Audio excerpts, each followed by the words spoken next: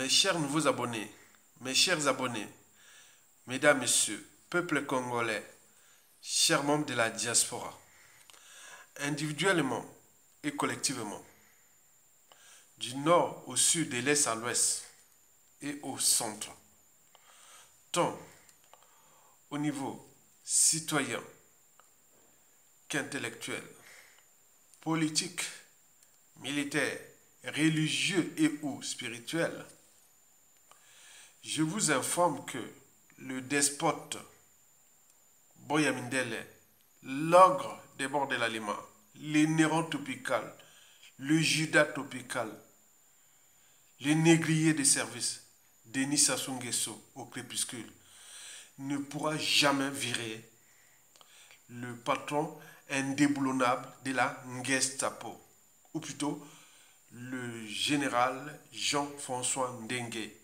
de la police politique du régime de M. Denis Sassou Nguesso. Impossible. Vous le saviez que le général Jean-François Ndengue est indéboulonnable depuis le coup d'État, c'est-à-dire depuis 1997 à nos jours. Entre lui et son mentor, despote Denis Sassou Nguesso, ils ont des secrets à se cacher. Ils ont des cas secrets. Sassou compte sur le général Jean-François Ndengue et inversement. Parce que si, et seulement si, Sassou virait le général Jean-François Ndengue, il est certain que celui-ci risque d'être conduit à la CPI, parce que la CPI l'attend depuis plus de 25 ans déjà. On est bien d'accord? Et donc il faut en tenir compte de cette réalité historique, politique et aussi clanique et autres du régime. Ils ont des secrets. Sassou ne pourra jamais livrer le général Ndengue à la gueule de loup et au bec des vautours. C'est-à-dire les gens à la gueule des loups et au bec des vautours de ceux qui les traquent à l'échelle nationale et au niveau international, et notamment pour la CPI. Donc si et seulement si Ndengue est viré, il est certain que les secrets du régime vont sortir et à ce moment-là s'écroulent. Donc là, ce n'est pas possible. Donc le jeu ou le double jeu qu'ils font, c'est du spectacle, c'est pour vous divertir. Donc n'y rentrez pas là. Ce moment que le despote va tomber, tout va s'écrouler. On est bien d'accord? Parce que Denis Sassou Nguesso ne peut pas virer Jean-François Ndengue et laisser l'Imilaire Jean-Domingos Kemba encore en service. Non.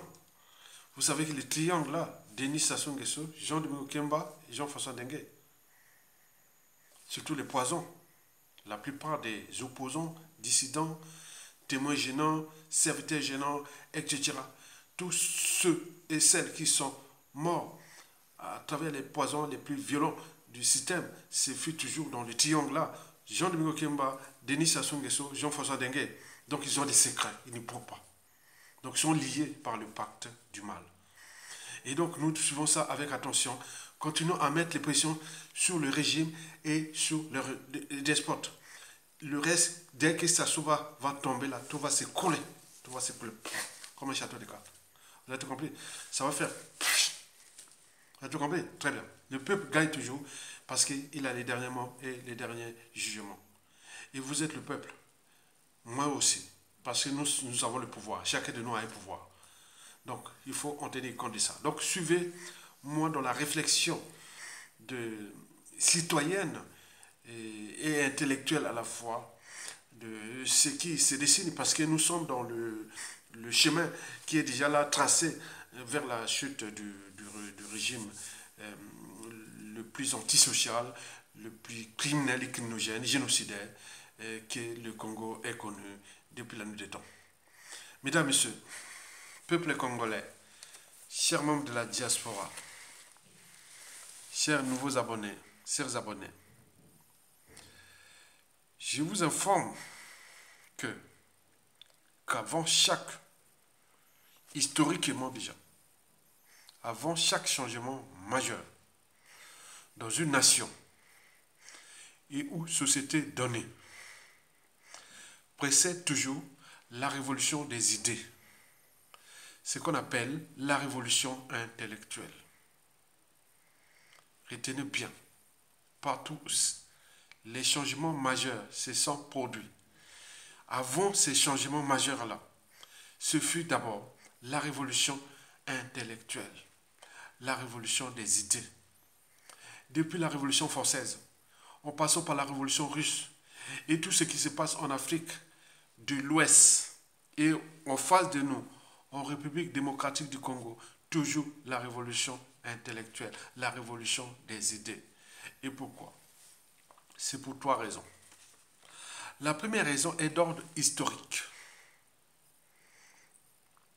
Vous le savez que au milieu du 18e siècle, c'est-à-dire à 30 ans avant la Révolution française, où on avait guillotiné le roi Louis XVI et sa Marie-Antoinette. Vous le savez ça, la Révolution française. Vous le savez, Jean-Jacques Rousseau, ce fut l'un des intellectuels de cette révolution-là. Bon, il n'était pas le seul. Hein. Tous ceux qui ont influencé la Révolution française, je peux vous les citer quelques-uns. Donc il y a Jean-Jacques Rousseau, l'intellectuel Jean-Jacques Rousseau. Il y avait aussi Voltaire. Et il y avait aussi Diderot. Il y avait aussi Emmanuel Kant, etc. On est bien d'accord. Tout ça, ce sont des intellectuels phares qui avaient influencé la Révolution française. On peut aller voir le côté de la révolution soviétique ou russe, pareil. La révolution, ce qui se passe en Afrique de l'Ouest, au Mali, au Sénégal, au Burkina Faso et au Niger, toujours la révolution intellectuelle. Vous savez que les généraux, les colonels, là, sont bourrés de diplômes. Donc, ce sont entourés que des intellectuels. Vous le savez très bien. Donc, les intellectuels sont comme une lumière qui consolide si l'intellectuel a des convictions. Voilà, donc là, c'est comme une lumière, c'est comme vraiment, c'est plus qu'une arme nucléaire. Donc, vous savez que avant la Révolution française, c'était ces intellectuels français, c'est pour cela qu'on appelle le 18e siècle en France ici, le siècle de lumière. Parce que c'était parti du Moyen-Âge, avec tout ce qui s'est passé des zones sombres du Moyen-Âge, où il y avait la sorcellerie, l'absence de démocratie, l'absence de justice et tout compagnie. Ils sont passés par la Renaissance dès la découverte des Amériques et les commerces triangulaires, c'est-à-dire la terre négrière. L'Europe commençait à s'éveiller, il est arrivé la révolution, le siècle des Lumières, donc des philosophes des Lumières et tout compagnie, dont en France ici nous avions parlé de Jean-Jacques Rousseau, de Diderot, de Voltaire, d'Emmanuel Kant et tout compagnie. Vous connaissez ces philosophes-là, voilà, donc, ok, très bien. Donc, la première raison qu'avant chaque changement majeur précède toujours la révolution des idées ou la révolution intellectuelle, la première raison est d'ordre historique. Vous savez que Jean-Jacques Rousseau, dans le contrat social, vous le savez, ce contrat social-là, il avait d'ailleurs dit que ce sont les idées qui mènent le monde. Par conséquent, pour construire un monde meilleur, moi je dirais nouveau, il faut tout justement réformer l'individu. L'individu capable de penser par lui-même, de placer toujours la raison au-dessus des émotions de l'appartenance. La raison de douter, de réfléchir, de se structurer, de s'organiser, d'agir, d'avoir le courage d'agir.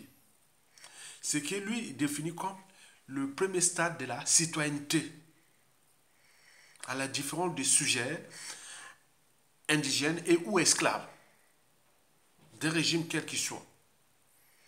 Les citoyens, quant à lui, a des droits et devoirs d'agir en permanence. Il est le pouvoir.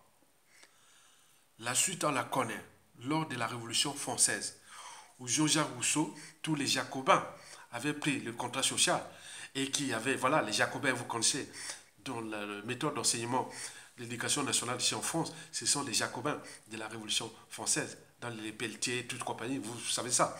Et donc, Et là, la Révolution française arriva suite à le contrat social. Et la suite, c'est que Jean-Jacques Rousseau avait, après, il avait fui. On l'avait fui parce qu'il est exilé, parce qu'on l'avait trouvé de dangereux. Ses idées étaient dangereuses. Et donc, vous voyez déjà, vous imaginez la révolution des idées. Je vais vous lire un passage, de l'extrait qu'on appelle les inégalités parmi les hommes. Donc, on fait le résumé du contrat social. Hein, un petit, parce que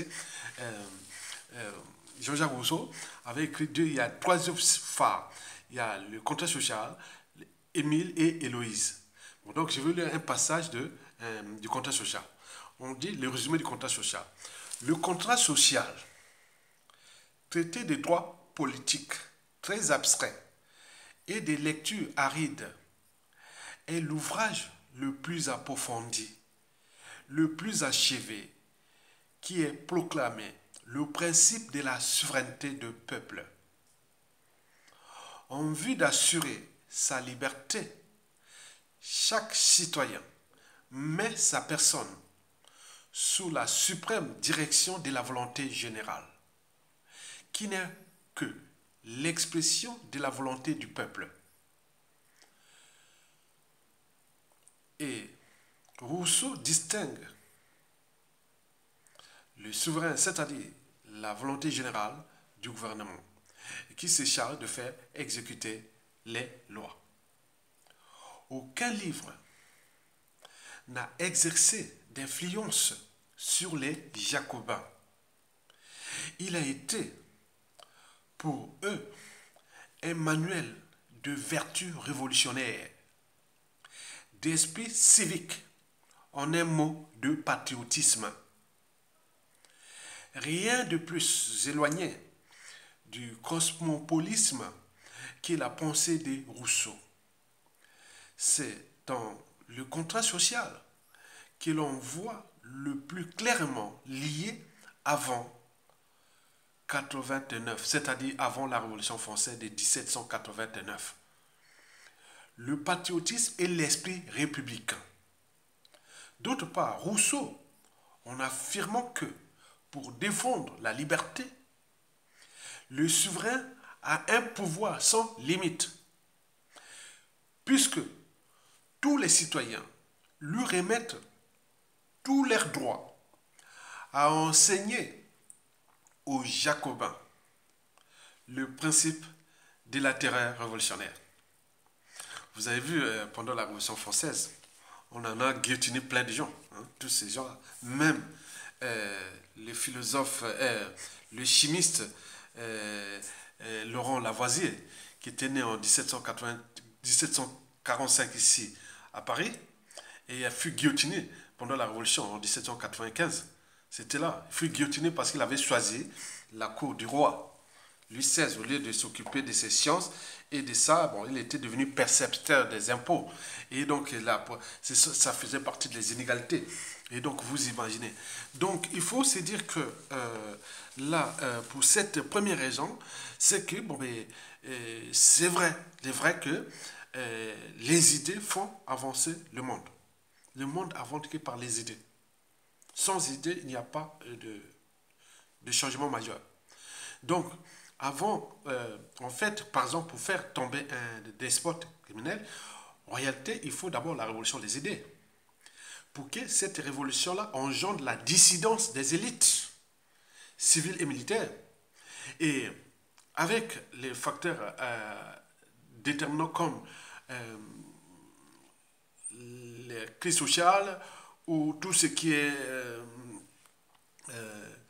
inégalité ou dans une société, donc ça peut déclencher une crise d'État et la population dans la rue a un coup d'État. Donc vous avez ça, toujours la révolution des idées. C'est pourquoi historiquement, et tous les régimes ont toujours cherché à combattre la matière grise. Les idées, les révolutions, l'évolution, tout, c'était toujours les intellectuels. Intellectuel est différent c'est un diplômé déjà. Donc tu ne peux pas être intellectuel sans être diplômé. Avoir une culture générale qui vont de la science aux sciences sociales, sciences pures, droit, économie et tout comme vous devez décaler pour être intellectuel. Vous ne pouvez pas être intellectuel, vous ne maîtrisez pas la philosophie, le droit, la biologie, les mathématiques, les sciences, les technologies, la culture, l'historique. Donc tout ce qui est de culture générale, il faut apprendre. C'est très important. Si vous ne pouvez pas être intellectuel sans avoir une culture générale, non, ce n'est pas un intellectuel. Après, la culture générale, il faut avoir des convictions. Parce que quels que soient les enjeux, l'intellectuel doit toujours être, ses idées, toute sa lutte, tout ce qu'il fait doit être toujours au-dessus de l'appartenance. Ce que j'ai défini, moi, ma liberté de conscience. C'est-à-dire, quand je vous vois, aujourd'hui, du nord au sud de l'est, je ne vous vois pas comme un Mboshi Makwa, ou Likuba, ou Bangangulu, Dondo, ou Kamba, ou Yombe, ou Pounou. Non, je ne vois pas ça comme ça. Je vois un individu. Je vois qu'un individu. On voit qu'on a les mêmes valeurs, principes et valeurs. Ok? Donc l'intellectuel doit se regrouper avec les gens qui ont la même principe et valeur. La valeur, par exemple, là, Rousseau parlait de la liberté. Parce que la liberté fait partie des droits fondamentaux de l'humanité. Privé de liberté, vous êtes soit indigène ou esclave. Vous voyez, on parlait là au XVIIIe siècle, l'esclavage, les traite négriers battaient son plein. Hein? Donc c'était là, au moment-là. Donc la liberté, c'est celui qui s'est affranchi de l'esclavage, de la colonisation, de tout ça. C'est ça aussi, quelque part. Donc vous devez commencer par là pour lutter contre la situation où ce nous a entraîné. Donc par la désobéissance, c'est arracher déjà sa liberté. Que Jean-Jacques Rousseau en parlait déjà là. La résistance, c'est pour arracher votre dignité. Et après, la liberté et la dignité vous donnent un pouvoir de souverain. La deuxième raison pour laquelle, avant chaque changement majeur, précède toujours la révolution des idées ou la révolution intellectuelle, parce que l'ignorance est la pire des souffrances. Hein? Le savoir et la connaissance vous libèrent. On est bien d'accord? Et sur ce point, j'ai eu certaines personnes qui viennent dire, vous êtes là, vous parlez médias, réseaux sociaux du pays, vous ne connaissez même plus le pays. J'ai dit d'accord. J'en ai invité quelques-uns ici. J'ai dit, bon, on va discuter du pays, ok? Bon, on va commencer par la géographie du pays. Du nord au sud, de l'est à l'est. On va faire la géographie physique, la géographie économique, la géographie... Non, non. Bon, à côté. Bon, tu n'es pas calé en géographie, ok. On va aller me parler d'histoire du Congo. Depuis déjà quelle année? Donne-moi l'année que tu connais. Moi, je peux partir même depuis le 17e siècle, le 15e, 16e siècle. Donc, je peux, voilà, on peut là. On commence où? Dans quelle tribu? Dans quelle région? Est-ce qu'on fait l'ethnologie? Non. Mais non, qu'est-ce que tu dis? Tu connais le pays. Mais attends, dis-moi. Donc, les faux fouillons comme ça. Donc, l'intellectuel, c'est une matière grise. Donc, il a des grises d'analyse, de synthèse. Donc, il doit connaître l'histoire de son pays, la géographie de son pays, l'économie de son pays, tous les indicateurs macroéconomiques. Il doit être informé. Vous devez vous cultiver. Et donc, il est venu là, dire, aïe, il a fouillé. Je dis, non, je ne veux pas rentrer dans le débat stérile. Je veux rentrer avec des données pratiques. Donc, on va quoi? Qu'est-ce que tu dis? Vous êtes à l'étranger. Les Blancs nous dominent là-bas en Afrique. Est-ce que tous ces Blancs-là sont chez vous dans les tribus? Et pourtant, vous dominez depuis laisser. Parce qu'il y a ce qu'on appelle des outils d'aide à la décision. Que ce soit politique, économique, militaire et autres. Donc, il y a des relevés, il y a des sessions, on analyse, on étudie. Des choses comme ça. Et donc, le gars a dit, ah non, tu es ignorant. Donc, je ne veux pas voir les gens qui sont ignorants. Donc, il ne faut pas voir quel est le fait d'être au pays que tu connais mieux du pays. Donc, les gens sont étonnés quand on parle dans mes vidéos des choses qui se passent dans chaque région, depuis Bétou jusqu'à Kakamouika, tous les jours. On connaît ça, c'est l'intellectuel, il y a une curiosité.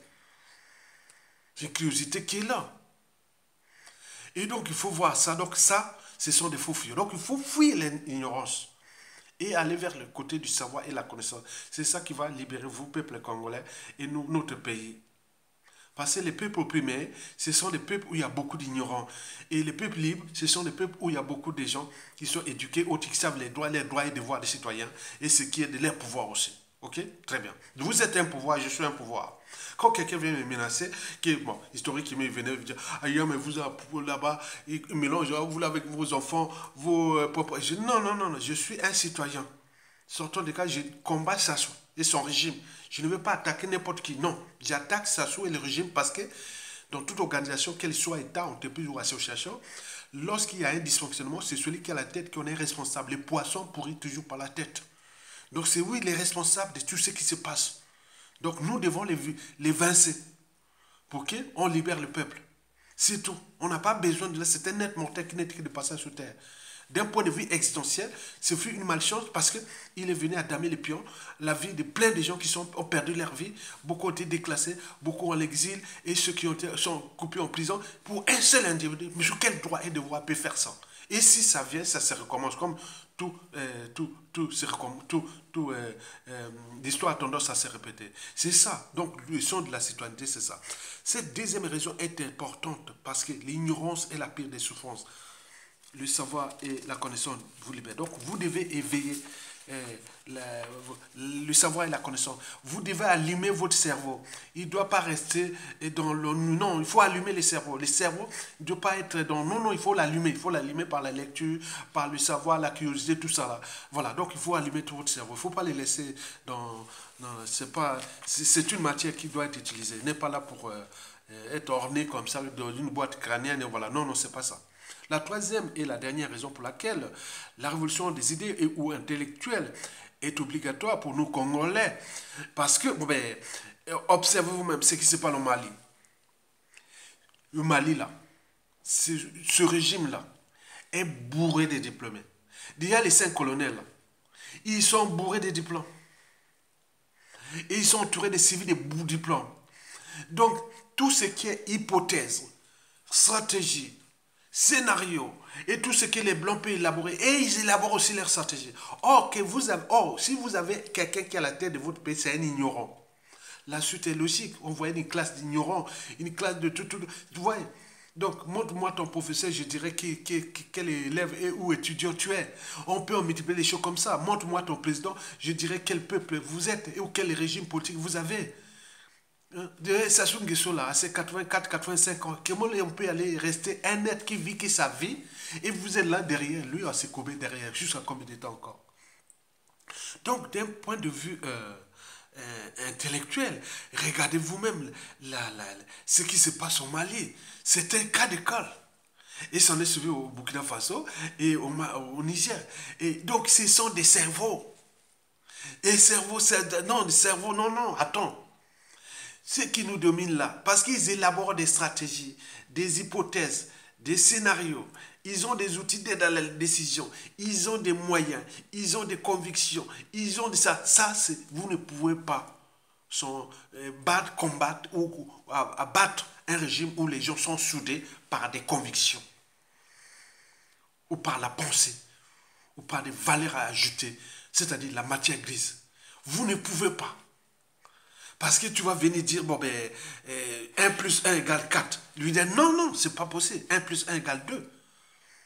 Donc, ok, Sassou Nguesso, on va dire 1 plus 1 égale 4. Oui, d'accord, donc on va vous tuer parce que tu es venu comploter, voilà, tu vois. Mais là, non, c'est pas possible. Donc, il faut en tenir compte de la révolution des idées ou la révolution intellectuelle. Donc, tous les Congolais qui sont à l'échelle nationale et à l'étranger, vous devez toujours continuer à vous cultiver. Malgré les moyens que vous avez, il faut continuer à se cultiver sur l'ensemble de tout. En matière de droit, si vous voyez Ayatonga dans certains domaines, vous ne pouvez pas croire qu'il est. C'est un juriste. En sciences économiques, pareil. En sociologie, en psychologie. Mais comme des fois les sciences, que je suis scientifique, les sciences de l'environnement et tout compagnie. Et donc il faut comprendre ça. Donc on est calé pour demain, c'est pas pour aller encore enseigner ou aller faire. Non, ce sont des sages qui sont là, les savoirs au Congo. Quand ça va tomber, nous on sera peut-être, disons, 115 ans, 80 ans, si on a encore envie. Ce sont des gens, viens voir, on réfléchit dans une nation. Vous voyez comment on vient d'enterrer le ministre Badinter, comment on valorise la France ici, valorise ses matières grises, ses hommes de conviction et autres. Mais pourquoi pas nous? Donc il faut voir ça. La pensée, c'est ça. Donc vous devez rejoindre le côté du savoir. Le savoir n'est pas un souci. Parce que j'ai vu des consciences réfractaires. Ils vont dire, ah oui, les intellectuels et tout ça. Ils mélangent tous les diplômés, l'intellectuel, tout ça. Non. L'intellectuel, c'est un lettré qui, à la différence du diplômé, il a la culture générale. Et il fait part de ses analyses, de ses convictions. Il est engagé pour les causes plus ou moins justes ou indignes ou point. N'importe quelle cause. Il y a des intellectuels de gauche, de droite, d'extrême droite, des révolutionnaires, des nationalistes et tout. Il y a tout d'intellectuels. Il ne faut pas dire que ah oui, tu es intellectuel, tu es tribaliste. Non, il y a des intellectuels ici, des racistes. Il y a des intellectuels qui sont voilà, de tout, de toutes les bornes. Ce sont des courants de pensée. Donc il faut combattre par les idées, pas par la mort, ni par non. Donc il faut savoir qu'il y a une diversité d'intellectualité. Donc le socle reste déjà le savoir. C'est très important. Donc cultivez-vous. 2. Les convictions. 3. Il faut s'engager. Prendre des risques, défendre l'intérêt général. Parce qu'aucune cause n'est perdue d'avance. Et surtout lorsqu'elle est digne, juste, noble, légitime, civilisationnelle, l'intérêt général, etc. Par conséquent, seule la lutte libère. Voilà pour l'intérêt de la clarification de la culture intellectuelle. Vous devez toujours combattre ceux qui viennent, voilà. Moi, je rêve que ça se tombe, que ceux qui viennent, oui, l'intellectuel, non mais attends, tu es au pays, tu ne connais même pas ce qui se passe dans ton pays. Et c'est celui qui est quelque part à Brazzaville, c'est ce qui s'est passé dans tout Brazzaville, alors que nous sommes au courant. On observe le Congo comme dans un tableau de bord. Les voiries, problèmes d'eau potable, l'électricité, le cadre de vie, la santé, l'éducation, la justice, la police, les armées, il y a tout ça, on regarde ça comme un tableau de bord, comme ça, on voit que tout est au rouge. Le pays est en train de s'effondrer. Et vous venez parler de quoi? Parce que ça soit fait par émotion à construire un détour de merde là, et que oh, le Congo va se devoir construire une route de merde là, et oh, non, non, ces pays c'est un tout. Et qui vont en tenir compte avec ceux qui ont la mission de rendre le pays plus beau, agréable, étudier, vivre et tout compagnie. Donc il faut que ça se parte pour que nous puissions commencer déjà là. Mais, quoique, ce que vous allez entendre là, ça va dépasser l'entendement. Alors, de ce qui précède, savez-vous que toute dictature a durée de vie limitée? Il y a toujours un départ, un terminus. Toute chose a une fin. Ça se va finir, il est là à la fin. C'est sûr et certain. Dans 100% des cas, un scientifique vous a prouvé que nul n'est éternel. On est bien d'accord? Très bien. Denis Sassou Nguesso a comme une asuka.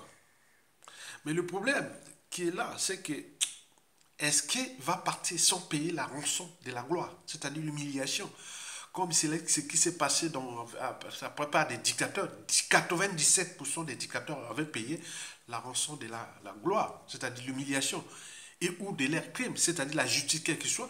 Et en plus, Sassou, c'est quelqu'un qui a tué 2 présidents, Marine Ngouabi et Massamba Deba, un cardinal, beaucoup d'intellectuels,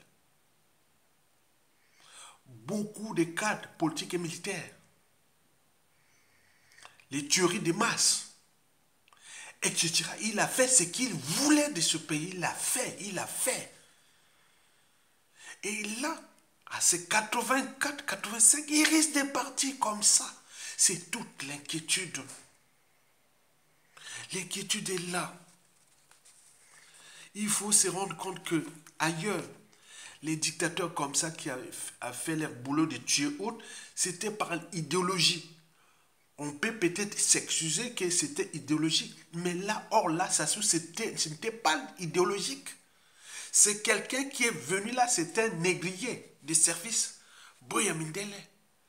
L'ogre des bords de la Lima, il n'a laissé que des cadavres de tout âge sur l'ensemble du territoire national. Les nérons tropicales, ces individus-là que l'on ne rencontre qu'une fois tous les 2000 ans dans une nation ou société donnée, ils seront toujours au service de la haute trahison, de l'injustice, l'oppression, la barbarie, les crimes et autres.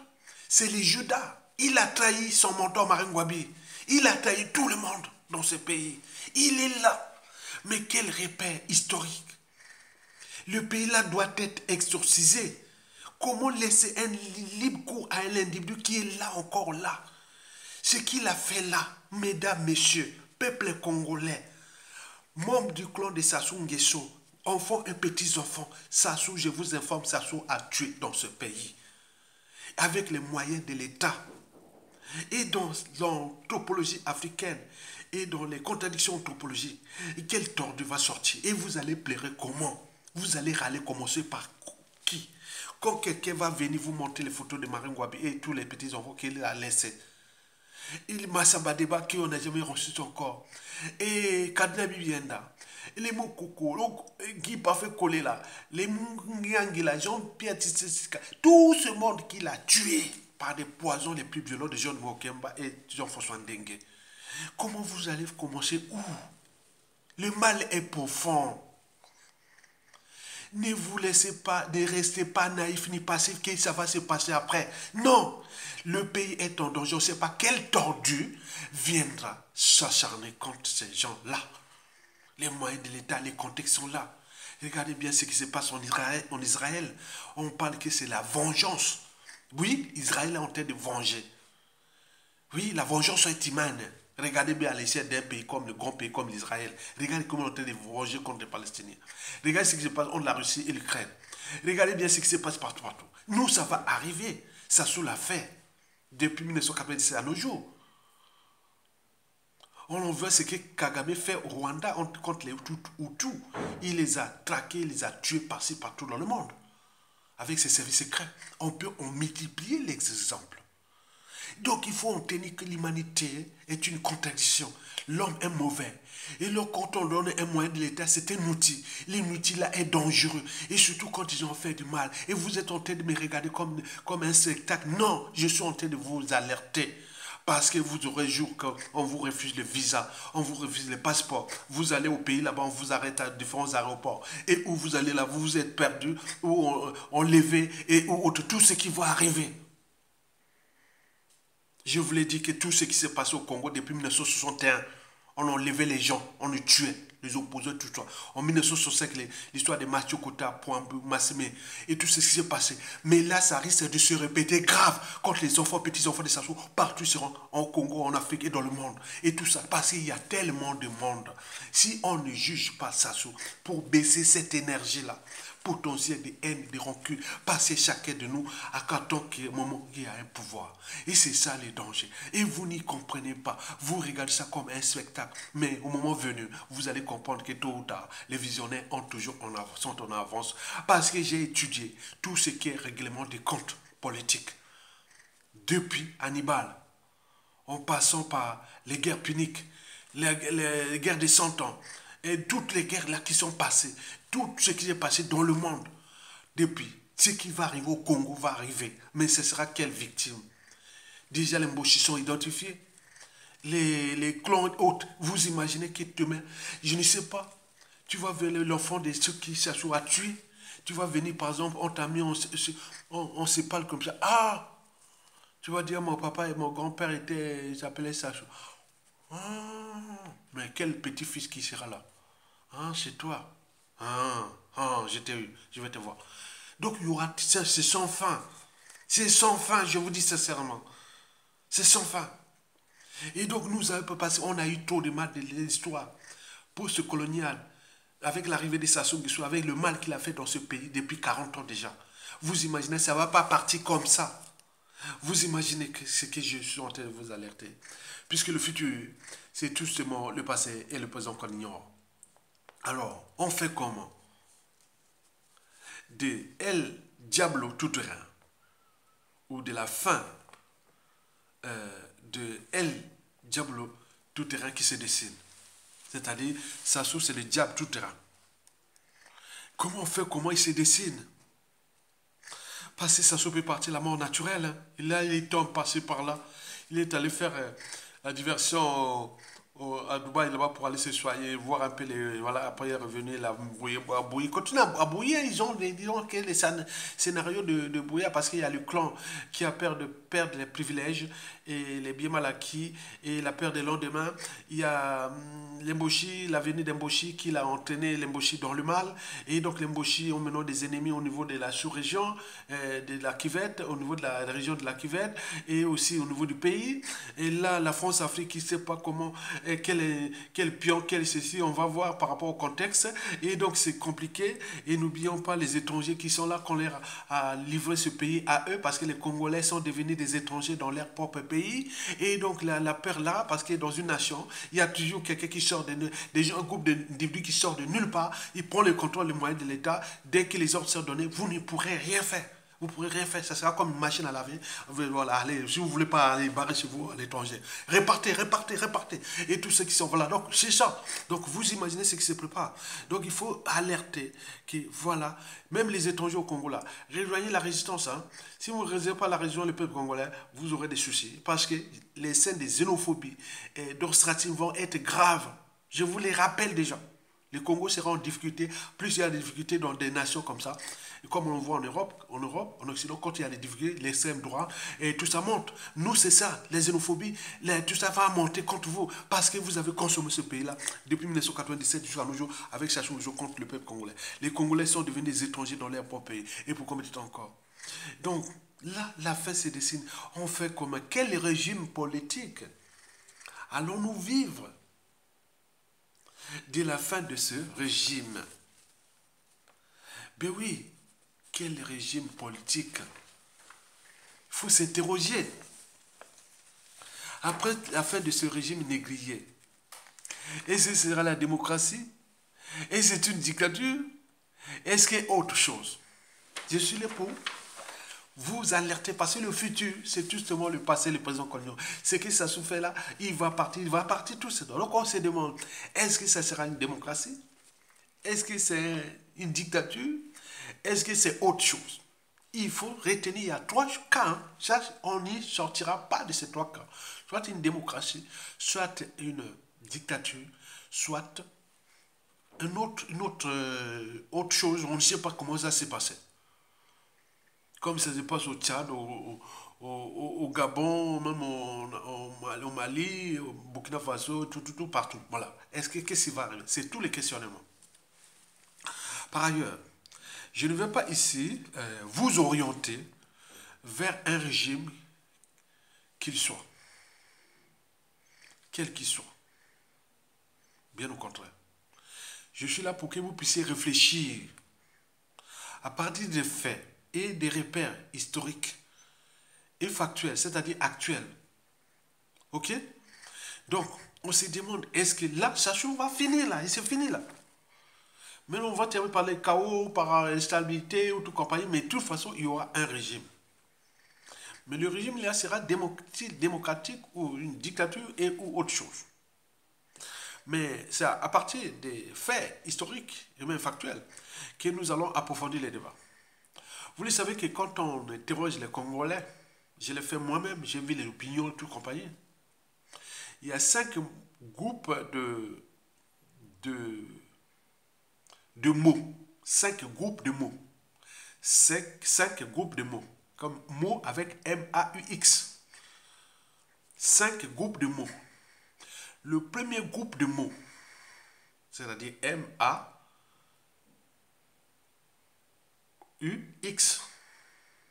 différent de mots M-O-T-S. Voilà. Donc, le premier groupe de mots sur les 5, c'est Sassou. Dès que vous passez Sassou. Donc, là, il y a ce souci. On a quelque chose qui est en lien avec ce groupe de mots. Sassou, revient toujours là. Quelle que soit l'appartenance. Sassou. Au pays d'Adjaroui, j'étais pour Sassou. Ok, très bien. Le deuxième groupe de mots qui vient toujours, c'est toujours le clan Sassou, les Mboshi, les dignitaires, et tout ça on attaque. Les clans Sassou, les dignitaires, et les enfants, petits-enfants. On parle de tout ce qui est... Voilà, donc il y a une colère là contre ces gens-là, on en parle. Après, ça suit là. Troisièmement, vient la France-Afrique. Tout ce qui est de la France-Afrique. Ah, regarde ce qui se passe en Afrique de l'Ouest. Et ce qui s'est passé d'hier chez nous. Et tout ça, c'est le mal absolu, la France-Afrique. Et donc, on en parle France-Afrique, France-Afrique, France-Afrique. Retenez bien. Le troisième groupe de mots que j'ai vu, la France-Afrique.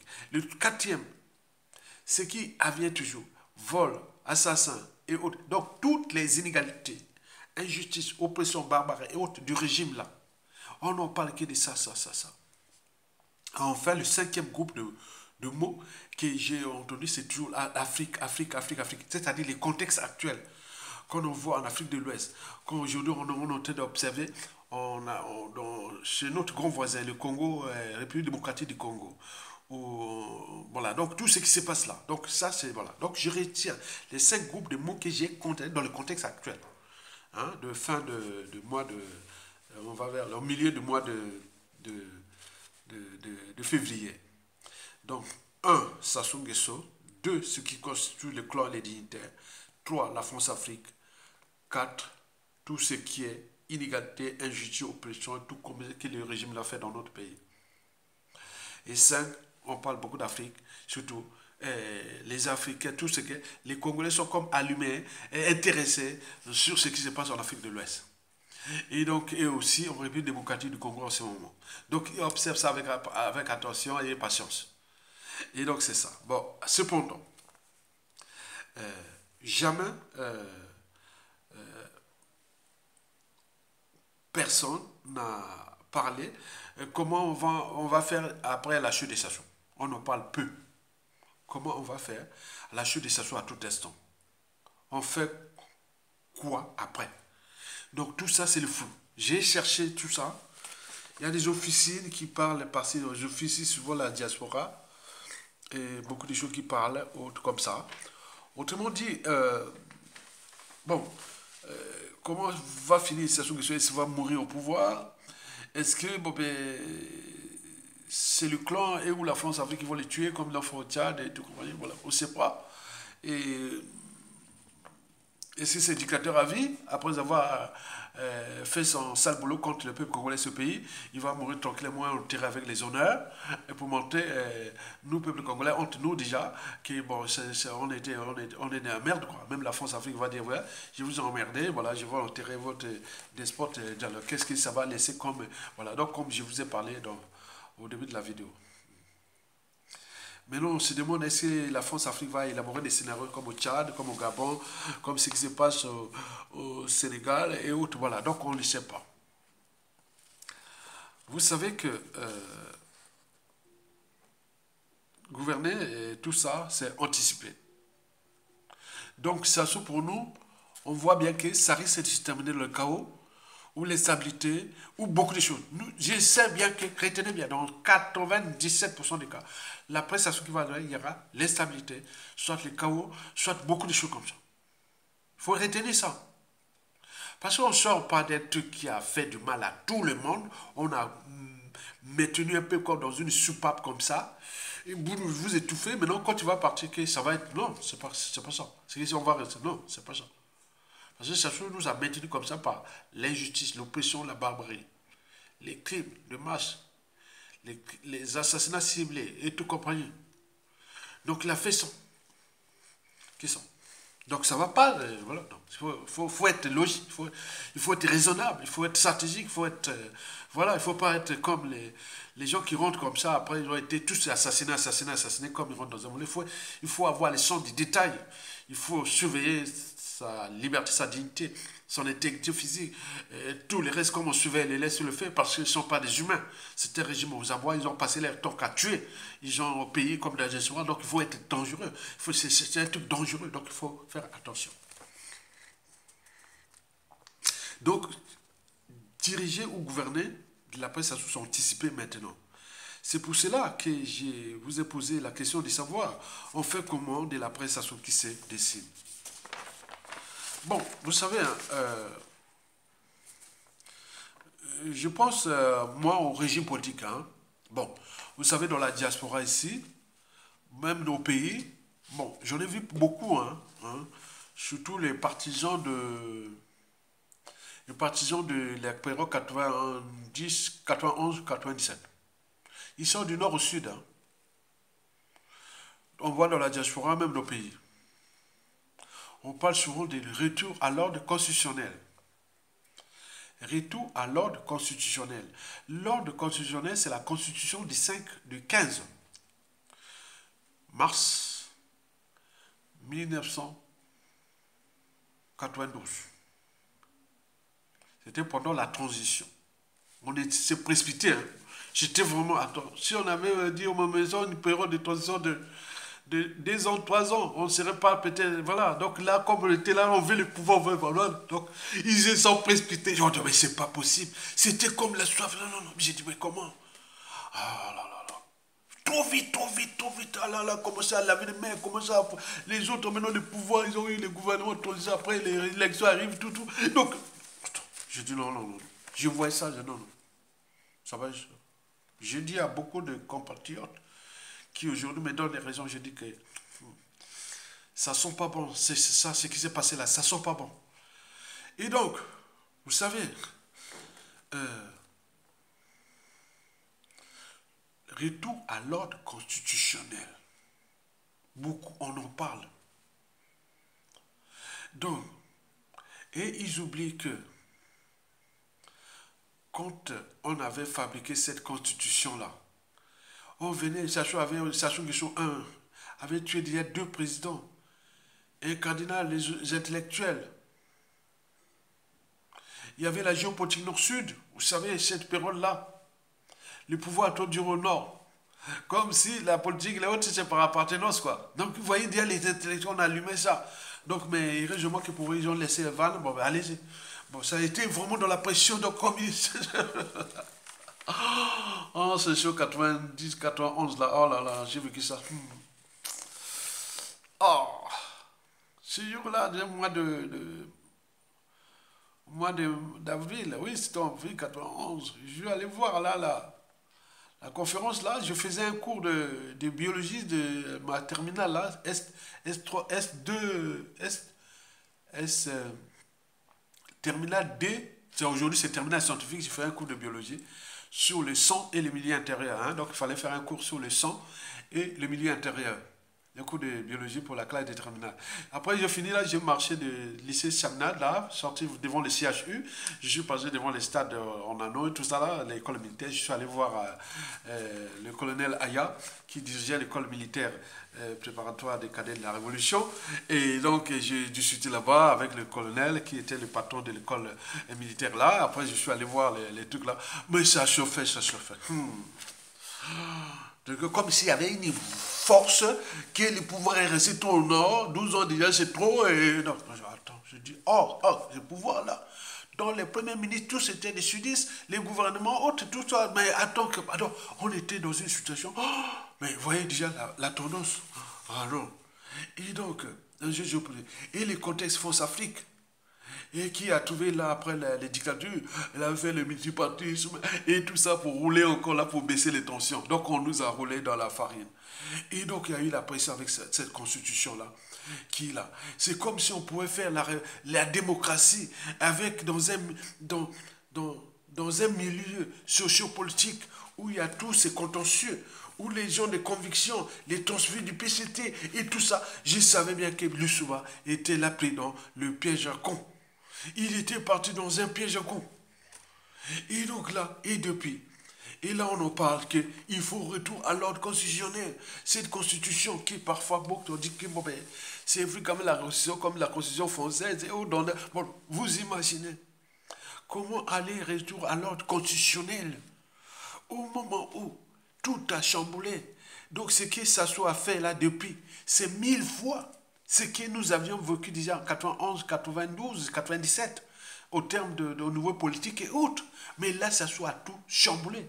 Notre pays, il faut se le dire qu'il y a des populations hybrides dans le renseignement, dans la police, dans la justice, dans les institutions, dans les administrations, dans tout, il y a les populations hybrides, comme exactement en RDC. Et vous allez parler là, avec ces contentieux, le nord, sud, est, ouest, et tout ce qui s'assoit là, on va parler de démocratie où? Au moment où il y a un peu de genre de conviction, nous avons constaté ça au niveau des assises nationales du Congo sur la place de Paris. Les gens qui attendaient que peut-être qu'à la fin de 2015-2016, ils vont prendre le pouvoir, on va faire le pouvoir. Mais après, quand ça a chamboulé, bon, tout le monde est reparti. Autre. Donc, il y a trop d'opportunistes et de convictions. Comment nous allons faire retour à leur constitution dans le contexte qui n'est plus le même? Et où tout est chamboulé, un pays qui est déjà submergé avant 2025 et que tous les indicateurs macroéconomiques sont au rouge et que les indicateurs sociopolitiques au rouge et tout compagnie. Comment on va fabriquer, avec quel homme politique, où ça soit déjà tué tous les grands de ce pays et qui sont déjà là, quel homme qui va sortir comme ça, qui va confédérer, qui va faire quoi, alors que les Mboshi cherchent à privilégier l'air bien mal acquis, et la perte de lendemain, et autres, ils ont les contrôles des armées, ils ont le renseignement, ils ont tout, comment chambouler ça, déficeler ça, et autres. Et donc c'est compliqué, je suis là pour vous alerter. Parce que ça sous-tend, on va fermer un gouvernement. Premier ministre, le gouvernement, les institutions, tout sont nommés, les ordres sont donnés, mais ça ne marche pas. Comme c'est Olingi prend de l'eau à cause de ça. Parce que tout ce qu'il y a, il y a comme les officiers, il y a tout ça, on tire les ficelles par-ci, par-là, et ça tourne en rond, Olingi Gema. Mais nous, ce sera pareil, pire et pire. Et donc, comment vous allez faire ça? Vous allez faire dans cette situation? Vous n'avez pas pris pris en charge la révolution. Vous faites vous-même votre révolution et à ce moment-là, on y va. Mais si c'est quelque chose qui passe par des arrangements, des compromissions et autres, comme cela s'est passé historiquement partout, et donc vous êtes en danger, on est en danger. On est en danger. Alors, que faire? Bon, tout dépendra. Moi, personnellement, déjà la fin des sanctions est inévitable. Bon, il y a des fonds africains et des anti-fonds Afrique. Il faut les retenir, c'est une réalité. On l'a constaté. Et puis encore, entre les anti-fonds Afrique et les fonds africains, il y a des cathos, il y a des protestants, il y a des francs-maçons, il y a des tout. Donc, attends, c'est un bazar. J'ai constaté ça dans les assises nationales du Congo sur la place de Paris. Entre les cathos, les protestants, les francs-maçons, les tribalistes, les ethnos. Donc c'est tout. Attends, comment considérer une démocratie là? Non, avec tout ça. Il faut faire attention. Alors que l'ennemi est là, il est aux aguets. Dès que moins de failles, il a introduit les gars là-bas pour vous fracasser. Et donc c'est ça que vous dites, ah oui, finalement, ça joue, je veux le voir. Donc c'est ça qui fait ça joue sur la force. Parce que lui, avec la dictature, il peut tuer, il peut faire ça, il étouffe, il reste au pouvoir. Mais non, quand vous allez venir avec la démocratie, vous allez ouvrir les vannes, vous voyez comment le Suba a échoué. Puisque tous les profils toxiques entre les anti-France Afrique et les France africains, entre les patriotes et les nationalistes, entre les patriotes et les ethno-centristes, entre les tribalistes et tout mélangé. Donc ça ne fait pas quelque chose de bon dans la démocratie. Ici, ailleurs, ce sont des courants de pensée. Mais là-bas, ce ne sont pas des courants de pensée. Ce sont les problèmes des tribus, les problèmes d'ethnie, les problèmes des reculs géopolitiques, nord-sud, les problèmes des problèmes, des intérêts, des groupes de pression, des conflits d'intérêts, des nations, des grandes nations qui sont là, qui tirent les ficelles derrière, et les pions qui ont déjà placé dans la diaspora, dans le truc depuis la nuit des temps. Il y a des gens qui sont là, qui travaillent pour la France-Afrique depuis la nuit des temps. Ils sont parmi nous. Ils ont des postes, des responsabilités par-ci, par-là, on est là-bas, au moment donné, comme un jeu de chèque. On dit, bon, vas-y, on le pousse. Et vous arrivez là comme des, voilà. Donc, comment vous allez vivre dans cet environnement-là? Parce que ce qui se passe historiquement, ce qui s'est passé chez nous, c'est ça, entre les anti-France Afrique et les France africains. Mais comme des fois, aujourd'hui, il faut en tenir compte de ce qui se passe aussi en RDC, entre les anti-occidentaux. Parce que ce qui se passe là-bas, parce que l'Occident a foutu le bazar là-bas, qui dit que nous ne pourrons jamais se développer avec l'Occident. C'est très bien, c'est vrai. Parce qu'avec les richesses que ce pays dispose, et le pays sera déjà... donc on a créé des tensions, des guerres, on exploite, on vire. Donc ils sont en train de se battre là. Donc il faut voir les contextes là. Mais notez bien que nous, on a des anti-France Afrique et des France africains. Déjà ça, on ne sait pas où se trouve la ligne de démarcation. Et dans ça, il y a des petits groupes de conflits d'intérêts que j'appelle les forces centrifuges. C'est-à-dire les formations, les cathos, les protestants, tous ceux qui sont imbriqués là dans notre pays là. Donc vous ne pouvez pas, je vous dis, c'est ça moi. J'ai mesuré ça moi-même. Mais j'ai la solution, mais je sais.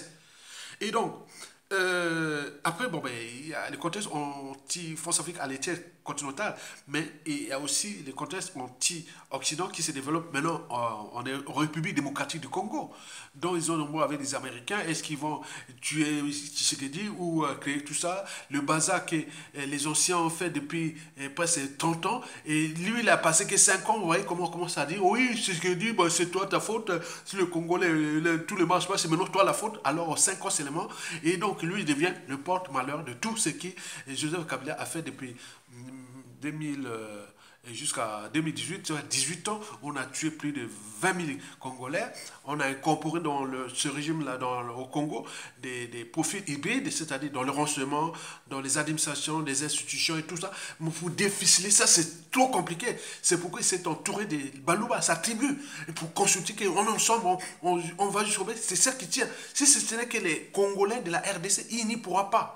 Il ne pourra pas. Donc c'est pourquoi il s'est tribalisé quelque part pour défendre soit son pouvoir et autres. Et va-t-il marcher? Parce que les forces extérieures sont telles que, donc il risque, les détonateurs, que boum, on va tout casser. Et c'est parti comme ça. L'Occident et tout ça, ils vont en profiter là pour encore exploiter. Vous êtes bêtes, c'est pas de notre faute. Donc comment un pays qui est en danger, il n'arrive pas à se consulter ensemble? Ça, c'est un souci. Même chez nous, ça va être comme ça. On a vu au sein des assises nationales du Congo, sur la place de Paris, comment on l'a fracassé. Ça avait dit en septembre, dès la fondation des assises. Elle va être fracassée. Et le ministre Malika, à l'époque, m'a dit, oui, vraiment, on est parti là pour être fracassé. Et donc, on a vu. Donc, combien de fois dans un régime qu'on va faire, ça soit parti, on va restaurer tout ça avec le dérèglement politique et militaire dans le Nord et dans la Kivette, les contentieux historiques dans le Sud, le contexte anti-France Afrique et France Afrique et tout compagnie. Comment on va être dans ce contexte-là? Or, quand on parle de démocratie, bon ben, c'est l'arme fatale que l'Occident avait utilisée contre... voilà, parce qu'on partait déjà de la fin de la guerre froide, c'est-à-dire la guerre froide a duré entre 1945 à 1989 avec la fin du mur de Berlin. On n'en parlait pas de démocratie en Afrique. Hein. Il y avait le bloc occidental avec les dictateurs qui soutenaient l'Occident et le bloc oriental ou de l'Est qui était avec les soviétiques. Donc ça avait affrontement là. Chez nous, au Congo, on était l'ordre soviétique, mais l'économie restait occidentale, c'est-à-dire France-Afrique. On a dit à la France-Afrique comment ils ont fait ça. La France-Afrique fonctionnait à merveille, mais on était côté soviétique.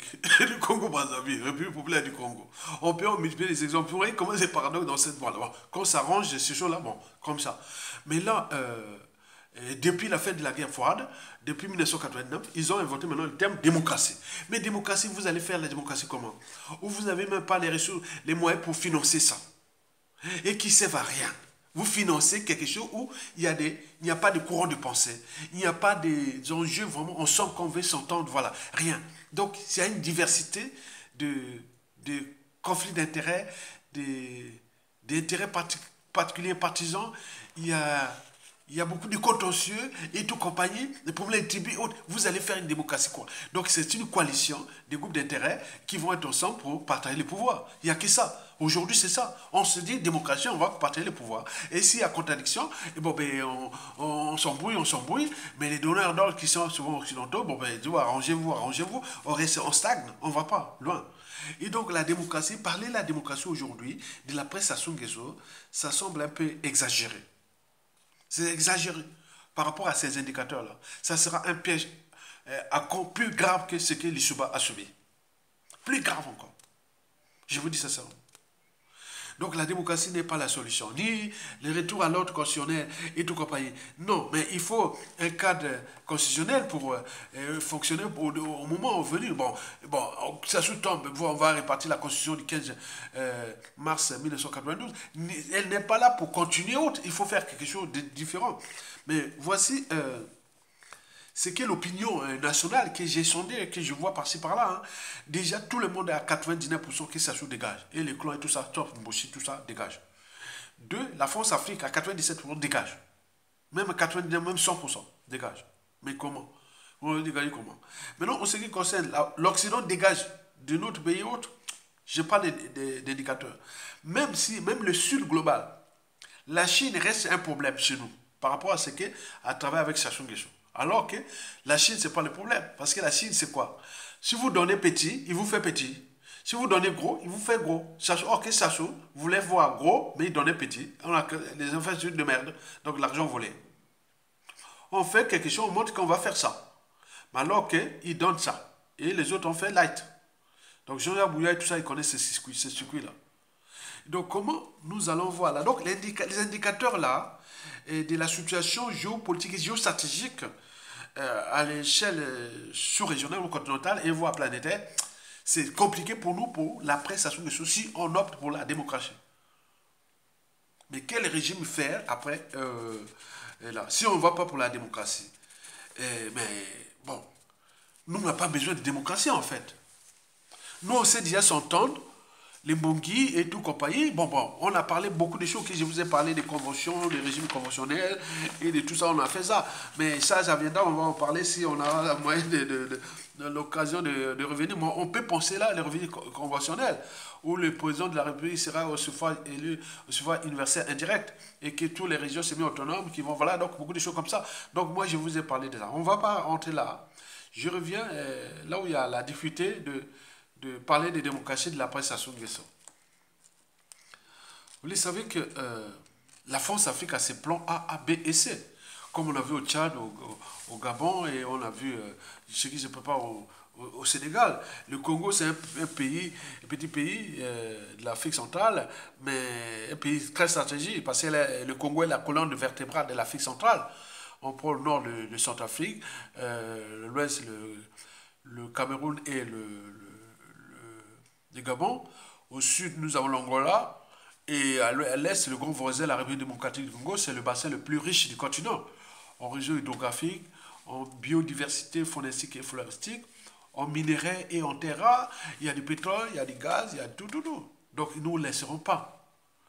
Donc, il faut regarder ce qui se passe en Afrique de l'Ouest et pour avoir des perspectives, quoi. Donc, parler de démocratie, vous rentrez dans la nasse, vous ne pourrez pas. Parce qu'on n'arrive pas à s'entendre sur un dénominateur commun, ça se dégage. Mais là, comment vous allez nous entendre après? Qu'on va faire? On va se diviser, quoi. On va créer le parti PADES, PZT, MCDD ou revenir sur les trucs, RDD, tout ça qui font là. Chacun va créer son parti, on va s'embrouiller. Monguna, il va arriver derrière vous, vous financer ça, vous foutre les bazars là-bas, et tant pis, vous embrouillez, vous allez faire démocratie, c'est pas aller se crier, on va pas passer le temps à crier. On vient là pour avancer le but de la condition humaine, sociale et existentielle d'un peuple. On vient là pour construire les routes, les ponts, les universités, les centres de recherche, développement, la condition de vie et tout compagnie. On vient pas là pour embrouiller les choses comme ça.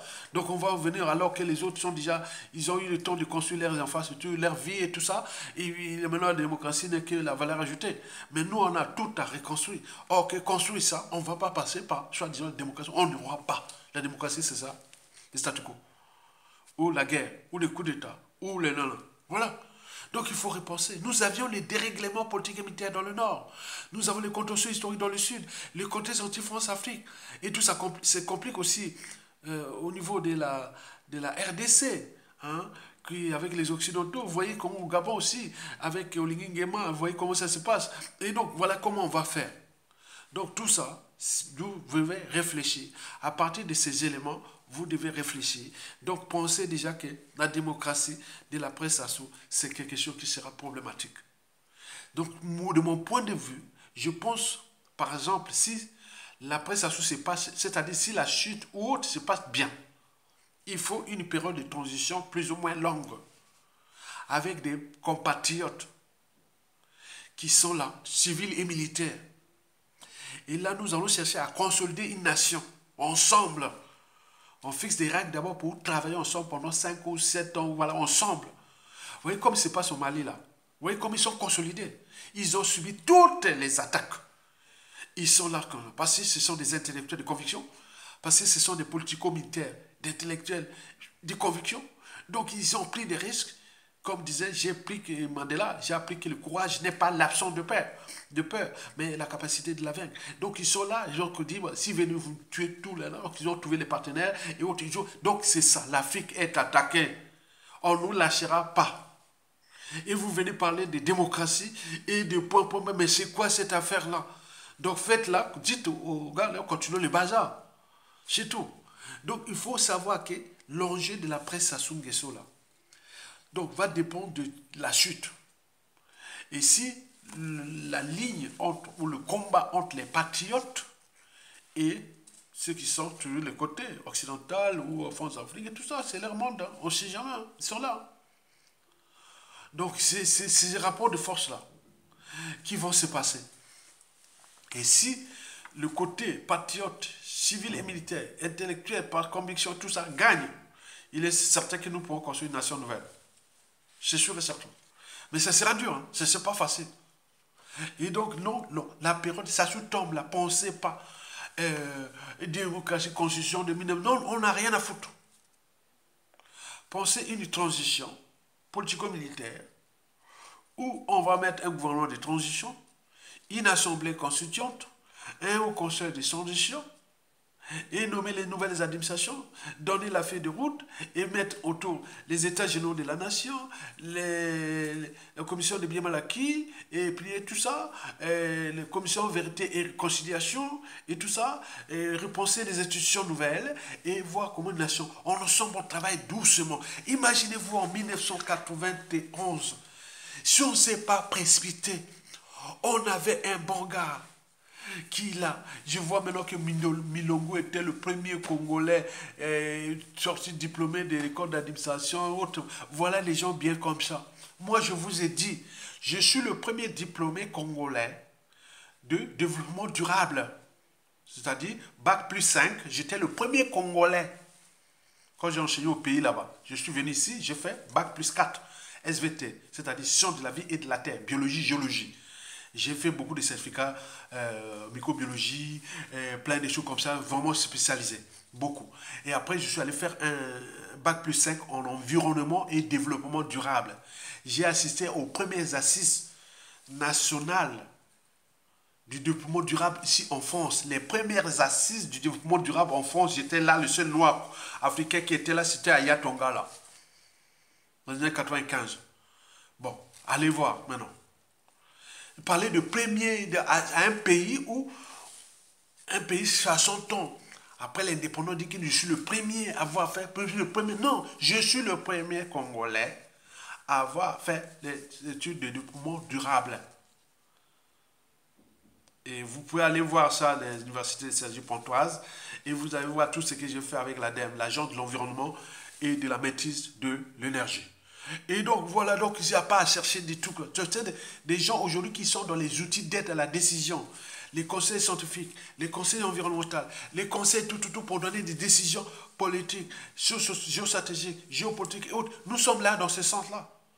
Mais là, comment parler que moi je suis premier, il était premier de ça, il a été... Non, zappez ça, ça n'a changé rien. Combien il y a des Congolais qui ont eu Bac plus 4 en sciences naturelles ou en biologie, géologie? Dites, cherchez là. Ils ne sont même pas 10. Même pas 10. Cherchez. Bac plus 4, déjà en sciences de la vie et de la terre. Pour faire sciences de la vie et de la terre, c'est chaud, hein? Il faut avoir beaucoup de bases en mathématiques, beaucoup de bases en chimie, en biologie, en géologie, en mathématiques, physique, chimie, biologie, géologie. Bon, donc tout ça, c'est de la géochimie jusqu'à la microbiologie de la terre, de tout. Donc on l'a dans la tête. On est des cerveaux. Mais regarde bien que ce soit de tout ce monde-là. Et donc, voilà, c'est pas ça le diplôme. Nous, c'est la politique qui nous intéresse. C'est-à-dire dégager ce monsieur-là. Mais comment on va faire de l'après? Donc les gens pensaient la constitution de 1992, le 15 mars 1992, retour au rôle de constitution dans le contexte où vous voyez que ça soit à tout foutu en l'air, à tout chamboulé. Et comment vous allez repenser avec qui? Et allez faire quoi? Allez faire les élections députés, maires, sénateurs, mais non, c'est pas ça. Donc c'est un groupe d'individus. Donc ce qui se passe en Afrique de l'Ouest, et notamment au Mali, au Burkina Faso et comment on appelle, au Niger, devait être là le modèle déjà de penser comment on va se consulter pour l'appréciation Nguesso. En plus, parce qu'ils n'ont pas subi ce que nous avions subi, c'est-à-dire les crimes de contre l'humanité, des génocides, des tribalistes, de tout. Donc ça, c'est un autre truc à faire avec les États généraux de la nation, les commissions vérité et réconciliation, les, les institutions nouvelles et repenser le mauvais modèle économique. Comment, il y a tout, on a tout. Il suffit d'avoir des gens de conviction. Et la volonté politique vient ensemble. Donc il nous manque un leader. Les leaders là, il reste qui aujourd'hui? On ne sait pas. On ne peut pas dire aujourd'hui parce que c'est une affaire de stratégie, mais il faut avoir des gens qui se disent que Lumbe, on est ensemble, on se soude comme ça se passe au Mali. S'il n'y avait pas ça, si c'est des trouillards qui, comme au temps de l'Issouba, ils sont venus dès qu'il y a ça, ils commençaient à vendre tout à Sassou Nguesso qui faisait des va-et-vient pour préparer son coup d'État et tout compagnie. Demain, il peut faire ça aussi. Donc il faut voir ça. Donc on ne veut pas des trouillards. On ne veut pas des opportunistes. On ne veut pas des lâches. On ne veut pas des traites. On ne veut pas ça. Regardez bien, le modèle reste là. Ce n'est pas que dit nous allons faire le modèle malien ou burkinabé ou autre, mais c'est un socle de repères, c'est-à-dire comment on se soude parce que l'humanité, le monde est méchant, et le monde est en guerre, et l'Afrique, on ne nous laissera pas tranquille, et beaucoup de choses. Donc on est dans un environnement hostile, un environnement mondial hostile, des terrains, des rapports de force, et si vous ne vous regroupez pas avec les gens là, non.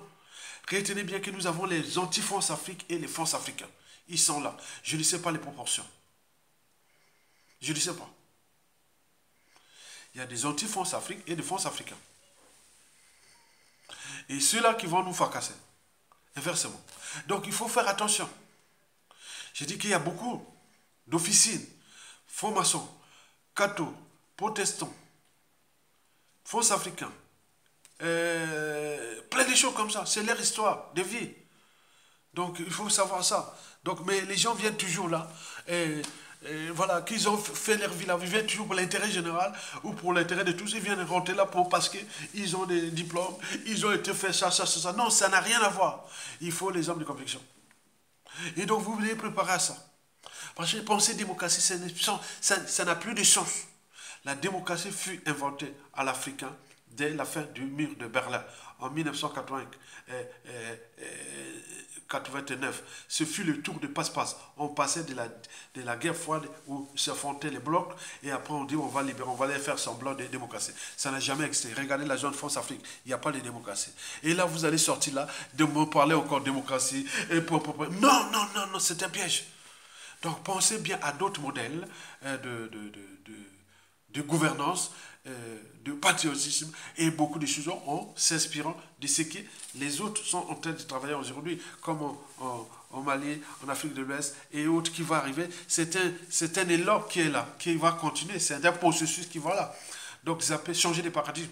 Changer des paradigmes, commencer déjà par penser. Et en pensant, et les convictions.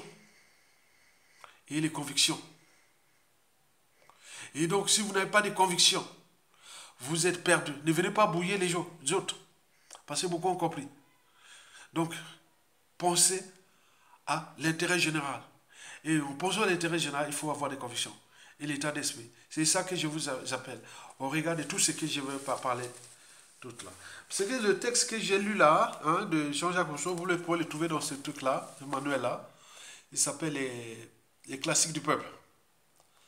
Les inégalités parmi les hommes. Hein. Donc, c'était à la page, vous allez voir, c'est la page, ce que j'ai lu, c'est la page 18. Page 18, parce que là, il y a un livre de combien? De 184 pages. Ça, c'est la page 18. Hein. J'ai lu ce truc-là à la page 18. Merci beaucoup et cultivez-vous, battez-vous. Bon, je n'attends pas que la mort m'apporte un talent, parce que l'être est, le non-être n'est pas. Il ne suffit pas d'avoir des bagages, mais il faut savoir où les déposer. Je les dépose dans le cadre d'intérêt général. Parce que ce que j'ai subi là, je vous dis sincèrement, hein, ah oui, c'est du côté du régime et du pouvoir qui, entre nous les résistants, hein, il y a des gens vraiment pas bien, hein, pas clairs. Hein. J'ai vu ça dans la diaspora, ah oui, il y a des gens qui pas clairs. Hein. Je ne sais pas ce qu'ils veulent. Hein. Donc, vous voyez déjà ça. Donc, il faut faire attention. Mesdames, Messieurs, peuple congolais, chers membres de la diaspora, surveillez-vous les uns des autres comme on surveille le lait sur le feu. Comptez sur les dignes fils de ce pays et continuez à transmettre, à partager, à liker, à soutenir la résistance. Tokolonga, bon vent au peuple congolais. À bientôt.